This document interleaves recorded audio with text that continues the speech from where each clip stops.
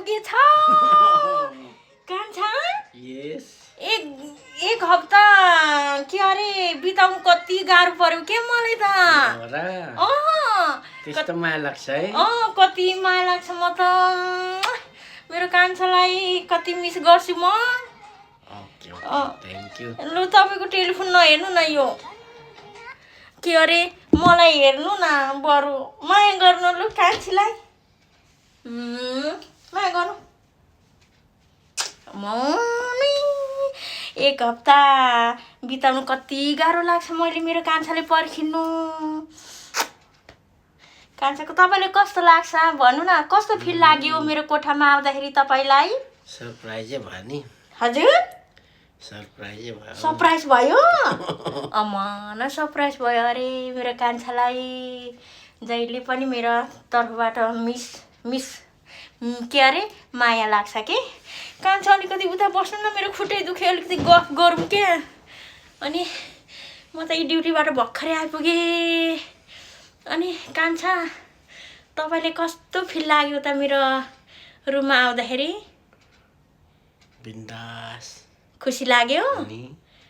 ए मलाई पनि कति खुसी लाग्यो एक हप्ता बिताउनु कति गाह्रो पर्दो रहेछ के आफ्नो मान्छेलाई भेटाउनु पर्ने विदेशको ठाउँमा के गर्नु र त्यही भएर म त नेपाल छिट्टो जान्छु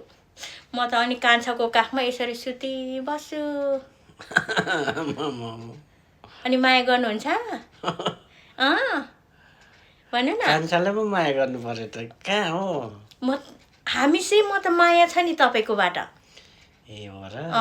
जहिले पनि म माया गरी बस्छु त नि ए ल कस्तो मेरो बेबी आइपुग्यो कति खुसी हुन्छु मेरो बेबी आएपछि क्या नटसाउनु न यसरी त भरे के भन्छ के हेर न मेरो कान्छाको हृदय एकदम राम्रो छ के त्यही भएर लभ यु कान्छा अनि केही भन्ने छ भने भन्नुहोस् भन्नु त केही छैन नि शब्दै आउँदैन कान्छीले आज भेट्दाखेरि कस्तो फिल भयो तपाईँलाई कान्छीलाई भेट्दा त एकदम बिन्दास नि वाउ लाग्यो वावै छ नि माइ गॉड रातभरि सुत्दैन होला मेरो कान्छा त सुत्दैन कि सुत्छ